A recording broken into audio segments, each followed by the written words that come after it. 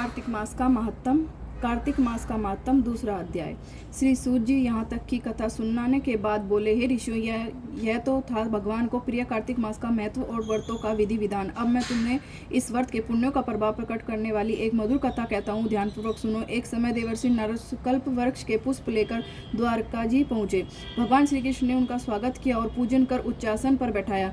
नारद जी ने कल्प वृक्ष के वे सुंदर पुष्प भगवान को भेंट किए। भगवान ने सभी पुष्प अपनी रानियों में बांट दिए। उचित आदर मान और सत्कार पाकर नारद जी लौट गए। उनके विदा होने के पश्चात चंद्रवदनी एवं कमल के समान सुंदर नेत्रों वाली श्री सत्यभामा ने मन में विचार किया कि मैं कितनी भाग्यशालिनी हूँ कि जिसके पति स्वयं त्रिलोकीनाथ भगवान मधुसूदन है और अपनी 16,000 रानियों में जो मुझसे ही सबसे अधिक प्रेम करते हैं। कोई प्राणी पृथ्वी पर जिस कल्प वृक्ष की कल्पना भी नहीं कर सकता, वही कल्प वृक्ष प्रभु की कृपा से मेरे आंगन में लगा हुआ है। आखिर पूर्व जन्म में मैंने ऐसा कौन सा पुण्य कार्य किया होगा जो मुझ पर प्रभु की इतनी कृपा और स्नेह है। मन में ऐसा विचार कर एक दिन सत्यभामा ने भगवान श्री कृष्ण से पूछा, प्रभु, एक विचार अक्सर मेरे हृदय को मथा करता है, कृपया आप मेरी उस उत्सुकता को शमन करें। मेरी ऐसी प्रार्थना है। सत्यभामा की बात सुनकर त्रिलोकपति भगवान श्री कृष्ण मुस्कुराए, फिर सेवकों को वहीं रुकने का संकेत कर सत्यभामा का हाथ थामकर उन्हें कल्प वृक्ष के नीचे ले आए और बोले, हे सत्यभामा, मैं अपनी 16,000 रानियों में तुम्हें ही सबसे प्रिय मानता हूँ। तुम्हारे स्नेहवश की ही मैंने देवराज इंद्र से विरोध करके कल्पवृक्ष स्वर्ग से लाकर यहाँ लगा दिया है। मैं तुम्हें न दे सकने वाली वस्तु भी दे सकता हूँ, तुमसे अकथ्य न कहने वाली अर्थात गुप्त बात भी कह सकता हूँ। प्रिय, मैं हर प्रकार से तुम्हारी शंका का समाधान करूंगा। कहो, तुम्हारी उत्सुकता क्या है?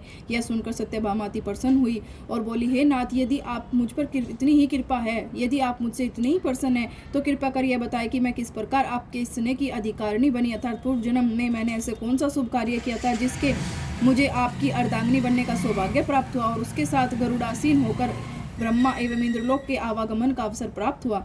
हे स्वामी, मैं पूर्व जन्म में कौन थी? मेरे माता पिता कौन थे? हे नाथ, यह सब आप मुझे विस्तार से बताने की कृपा करें। भगवान श्री कृष्ण ने कहा, हे सत्यभामा, पूर्व जन्म में तुमने तो पुण्यदायी व्रत किया था, यह सब उसी का प्रभाव है। तुम्हारी उत्सुकता के समान हेतु मैं उसका वर्णन करता हूँ। पूर्व जन्म में तुम मायापुर हरिद्वार निवासी अत्रिकुल के देव शर्मा नामक विद्वान और तेजस्वी ब्राह्मण के घर गुणवती नाम से उसकी पुत्री बनकर जन्म थी। देव शर्मा भगवान सूर्य नारायण के अन्य भक्त थे और अपने त्याग और तपस्या के कारण समाज में आदर पाते थे। जब तुम विवाह योग्य हुई तो देव शर्मा ने तुम्हारा विवाह अपने ही योग्य शिष्य चंद्रप्रकाश के साथ कर दिया। चंद्रप्रकाश अपने गुरु का अन्य भक्त था, अतः विवाह के उपरांत भी वह उनकी पिता के समान सेवा करता था। एक बार देव शर्मा चंद्रप्रकाश के साथ वन में समीदा लकड़ियां लेने के लिए गए। वहां उन्होंने एक महाभयानक राक्षस को देखा। उन्होंने उससे बचने की बहुत चेष्टा की, भयभीत होकर भागे भी, तब भी उस दुष्ट राक्षस ने उसके प्राण हर लिए।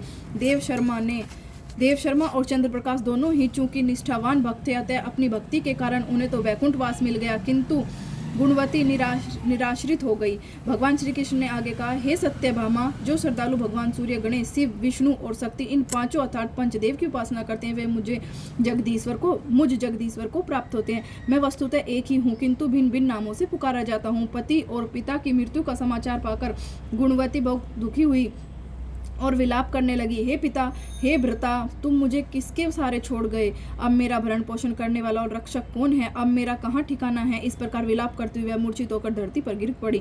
फिर जब चेतना आई तो अपने घर का सामान बेचकर उसने पिता और पति का श्राद्ध कर्म किया। तत्पश्चात वैरागिनी सी होकर विष्णु भगवान के भजन पूजन में अपना जीवन व्यतीत करने लगी। गुणवती निष्ठा के साथ आजीवन एकादशी का व्रत करती रही। एकादशी के साथ वह प्रति माह कार्तिक मास के व्रत भी करती थी।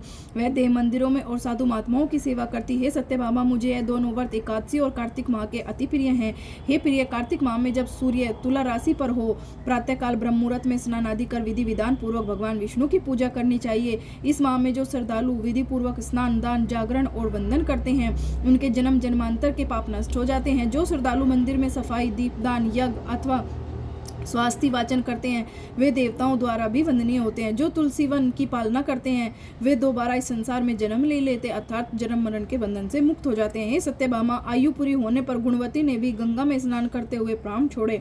तभी भगवान विष्णु के दूत एक सुंदर विमान लेकर आए और उसे स्वर्ग में ले गए। इस प्रकार कार्तिक मास के व्रत के कारण गुणवती को भगवान विष्णु का धाम मिला। भगवान श्री कृष्ण बोले, हे सत्यभामा, पूर्व जन्म के देवदत्त की ही इस जन्म में राजा सत्राजित हुए, अतः तुम्हें उनकी पुत्री के रूप में जन्म मिला। पूर्व जन्म की गुणवती तुम ही हो, चूंकि तुमने भगवान विष्णु के प्रिय व्रत किए थे, इसी से इस जन्म में तुम्हें मेरा साथ मिला, अतः तुम्हारा सौभाग्य अखंड होगा।